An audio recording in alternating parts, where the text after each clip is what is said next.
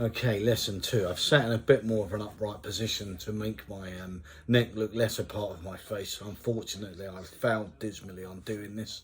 Look, jeez. Anyway, lesson 3 is approaching a junction to turn right. There are many transferable skills as there is from moving off in terms of car control. So by now, you won't feel 100% confident, and if we're going around a wide road, slow area, not very busy, then mainly we'll still be concentrating on we're still going to be concentrating on car control and stuff like that. If this was an actual lesson, obviously I'm here and hopefully just going to remind you guys. So one of the main fundamental differences about turning right is obviously we're going to be crossing the path of traffic coming towards us. So we're still going to use those mirrors, mirror signal. Now, one point that I get with this is that a lot of my pupils go, I moved my eyes.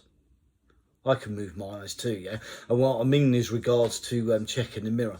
But if I look to my right now, I can't see enough if there's a mirror over here somewhere to make anyone safe. Yeah, so I know a lot of people go, move your head, then you examine it. It's not a case of that. It's if you don't move your head, you're not looking. If you're not looking, you're not safe, and the people around you aren't safe. Yeah, so we want to go mirror, not like doing a little eyeball dance, because that isn't going to keep anyone safe. Or anything like that. Anyway, approaching a junction to turn right. So what we want to do is we spot our junction like we did before. So there's signs, all the things that we did for approaching a junction to turn left. Now we don't have priority, so we are we're going to check this mirror and this mirror, interior and right mirror, and then we're going to apply the right signal to let people know that we're going to start to slow down. And then we're going to get over, and our position is really important for position wise, is you want the right side of your car next to the line, obviously not over the line because you'd be on the wrong side of the road, but you want to be next to the line, maybe about that far away. That way, if there's room on that left hand side for other cars to go by, there could be a motorcyclist or cyclist and they could go by. So it's just about creating room. What we want to do when we drive is we want to go, how can I keep moving? How can everyone help everyone else keep moving? Only takes 2, 3, 4 right turns to get stuck in the traffic jam you might have created. So the positioning is really important. As we approach the junction, to know the point that you're going to turn is you want to put your mirror level with the middle of the road markings of the road that you're going into. Yeah, so that's your point of stop or your point of turn. Once we've got the mirror signal and then we know where we're going to slow, we've seen that point, we can start looking ahead. How far can we see? Can we make a decision at that time? If you can see half a mile down the road, then you're going to slow down, braking gently, second gear, clutch up like we were talking about, turning left and turn into that road when that mirror is level or somewhere near the middle of the road line of the road that you're going into. Yeah, that means that you stay on your side of the road, you don't cut the corner. That means you don't crash into the front of another car with the back right hand side of yours.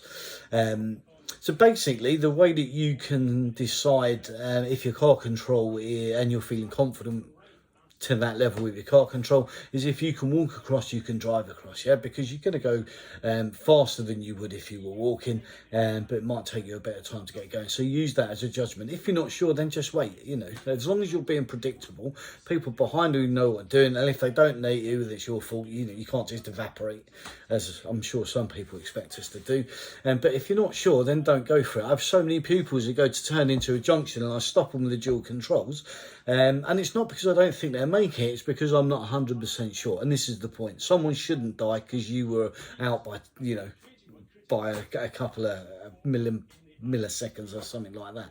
So I stop and they go, well, I thought I could make it, and I point out the fact that there are hospitals all over the world with people, if they're still alive, using the words, I thought I could make it, yeah? So unless you're 100% sure, just don't do it. That also has to be addressed the other day. What we don't want to do is wait up, 4, 5 seconds for a car to come around the road and pass you when actually you can turn in a second. But obviously it's all about judgment, and having lessons, doing tests is going to inform you on that.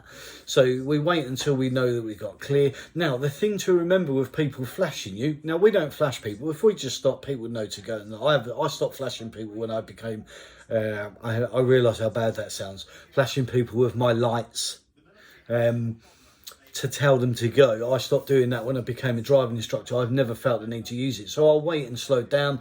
And if someone doesn't pull out and go in a reasonable amount of time, then I get going again anyway, because one, I don't get stuck behind them if they can't read the road and what other people are doing. Secondly, we don't hold everyone up too much anyway. So the other thing to realise is that we're allowed to take a flash of lights. We're allowed to take that flash of lights and to go, but you've got to be aware there could be bumps in the road, there could be speed bumps, and that can make lights look like they're flashing if they're already on. So always make sure if someone's flashing you that they're doing the slowing down, and you know that their driving looks like they're flashing you to let you go. Yeah, never take it 100% sure and assume.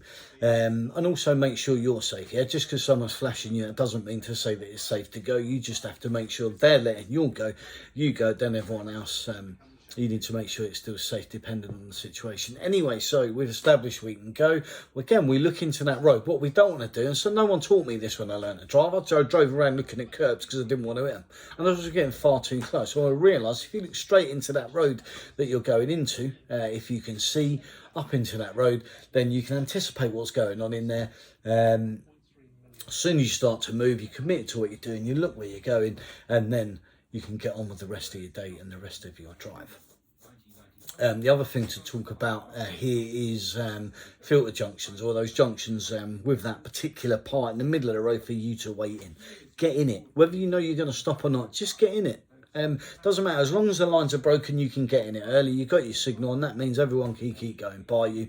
But make sure you get in it and then turn. Don't just think there's no one coming and turn, yeah, because that can confuse people. It's about everyone being on the same page. You know, what can be in the innocuous little kind of, I don't know if that's the right word. I feel like Boy Trotter now. What can be something that you feel is okay to do can confuse someone. It's like approaching a junction really fast.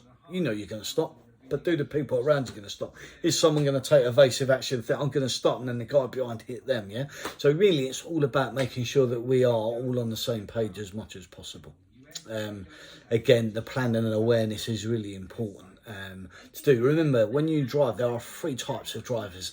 There's those that don't care, which is I was when I was younger. I wasn't the best driver, and that was more down to my attitude and my ability. I wasn't very good at all. There are those that don't know, which is my mum, who don't drive, thank God for that. And even if she did drive, I'd probably give up my licence, because she'd be one of those types of people just hoping for the best. And then there's the rest of us, that includes all instructors, examiners, you know, all those people that we self-righteously think that we are the best on the road.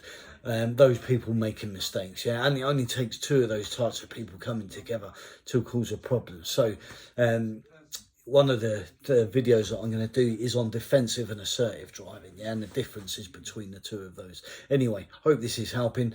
I'm Mark Seeger from the Tarmac Guru. Remember, if you know someone that needs a hand, or you know someone that's teaching someone to drive or sitting next to them, one of the things is that consistency. I mean, the important thing is that you're getting out, getting practice, and getting confident with driving. I can get rid of a habit in half hour because I nag. But you know, you can't help someone gain confidence in a half hour. You can only take little bites at that. Anyway. Sorry, something just came up on my screen. Lots of messages. Anyway, thanks for watching.